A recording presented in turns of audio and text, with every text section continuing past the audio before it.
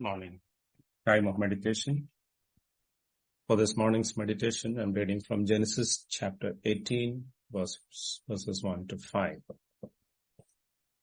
The Lord appeared to Abraham by the oaks of Mamre while he was sitting at the entrance to his tent during the hottest time of the day. Abraham looked up and saw 3 men standing across from him. When he saw them, he ran from the entrance of the tent to meet them and bowed low to the ground.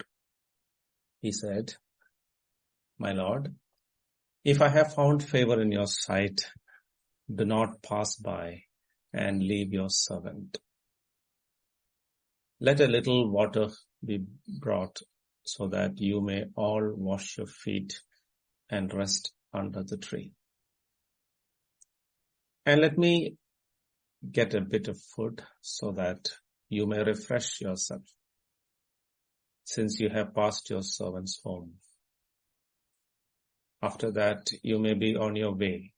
"All right," they replied. "You may do as you say." I'm also reading from Hebrews chapter 13, verse 1. Brotherly love must continue. Do not neglect hospitality, because through it, some have entertained angels without knowing it. Also from Matthew 25, verses 34 to 40. Then the king will say to those on his right, "Come, you who are blessed by my Father. Inherit the kingdom prepared for you from the foundation of the world. For I was hungry, and you gave me food. I was thirsty, and you gave me something to drink. I was a stranger, and you invited me in. I was naked, and you gave me clothing. I was sick, and you took care of me. I was in prison, and you visited me." Then the righteous will answer him, "Lord, when did we see you hungry and feed you, or thirsty and give you something to drink? When did we see you a stranger and we invite you in, or naked and clothe you? When did we see you sick or in prison and visit you?" And the king will answer them, I tell you the truth. Just as you did it for one of these least of these brothers or sisters of mine, you did it for me." We see a beautiful picture of hospitality in the 18th chapter of the book of Genesis. Now, when you come to this chapter, Abraham is a very rich man. He had a number of servants. He had oxen. He had all that the money could offer at that time. It is true that he did not have a child, but he was living in an affluent condition. So when you become rich, what usually happens is your attitude to serve diminishes. You think that now I have money, I can buy service, let others serve me. I can hire a servant, I can give money so that others can do things for me.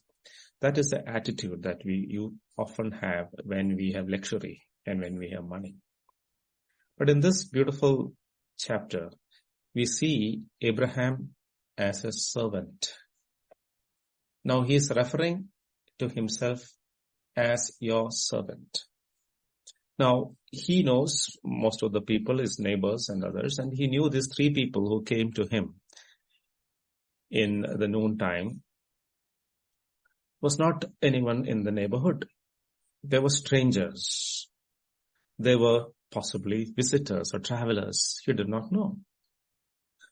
So from this attitude, we learn certain things about hospitality and about service. Number 1, we need not know who our guest is. If they need help, we could help. In the story of the Good Samaritan, this Good Samaritan did not know the man lying on the road. All that he knew that this man needed care. this man is in severe need to be taken care of. That's all. That's all the relationship that the Good Samaritan had. And that's all you and I need. We see a person in need, a person who is tired, a person who does not have somewhere to stay. That's all the relationship that we need to serve. As a readiness to serve anyone. Second, in this place we see Abraham sitting, expectant in his heart of a heart of obedience. Now, a heart of obedience is evident by the situation that prompts it. 3 people are appearing. And we are told by the writer that the Lord appeared. This is one of the rare occurrences where the Lord appears in human form, even eating a meal. We don't know in what form he appeared, but Abraham could not distinguish between ordinary people and them. See, when we have unexpected visitors in our home, we get irritated because our plan is derailed, thrown off, and our plans may not go. We have to cancel some of our plans. We accept them, but we accept them with a irritated heart. But not so with Abraham. We see this readiness in his, serving the Lord with an enthusiastic spirit. We read in Romans 12 verse 9, love must be without hypocrisy. Abhor what is evil. Cling to what is good. Be devoted to one another with mutual love, showing eagerness in honoring one another. Do not lag in zeal. Be enthusiastic in spirit. Serve the Lord.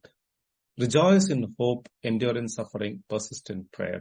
Continue to the needs of the saints. Pursue hospitality. See that? Paul is admonishing the Romans believers that your love should be without hypocrisy. That means what is in your heart should be what you see outside.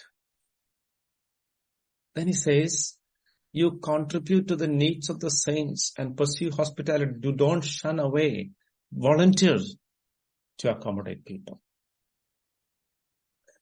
When Abraham took these people in, he gave them his best of what he had. Now, you may say, okay, Abraham was rich. I am not so rich. Not so. You look at another example in the widow of Zarephath. She was not rich. She was poor. In fact, she had only 1 piece of bread to eat. And what did the prophet say? Give to me first. Cruel? No.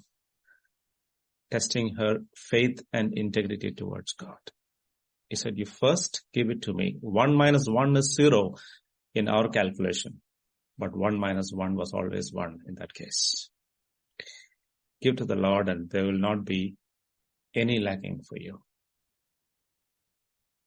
Another thing that I want to say about hospitality is that sometimes we say that our house is not ready for this guest. No, Abraham did not do anything special to arrange his tent or bring in new sheets or any of those things. No. Your heart is more important than your house. Just because, your house is not properly arranged or got everything ready. That doesn't matter. Allow them to see you as you are. Open your home and also your heart so that they can see the warmth in your heart rather than the arrangements of your house. Another thing, he did it quietly. I believe at this point, he didn't even tell this to Sarai, I don't know, before inviting them in. He just ran quietly without making much noise, do the service. Now, in this incident, Abraham had no idea whom he was serving. We read that portion from Matthew 25. Jesus telling, or is the king telling, I was hungry, you gave me food. I was thirsty, and you gave me something to drink. I was a stranger, and you invited me in. Now, these people who did that, they did it to ordinary people. They did not do it to seeing that it was the Lord. And another thing that we read there is that they did not really make it a big deal. They said, we don't remember whom did we, when did you come to us? When did you ask for food? When did you come as a stranger to my home? Well, he said, what you have done to this least, you have done to me. My friends, do not wait for big celebrated opportunities to serve God. Service can be done in the quietness of your home. Going out looking for opportunities to serve Him. Some of the most celebrated jobs have got the least competition in this world. Today, many people go in for big jobs, but some of the most important and the most valuable of jobs, very few people apply for. Very few people are willing to do that. May the good Lord give us that servant heart. Jesus said, the Son of Man came not to be served unto, but to serve and to give His life as a ransom for many. May the Lord help us to be good servants of Him, serving Him quietly, serving Him from our heart, having a servant heart all the time. God bless.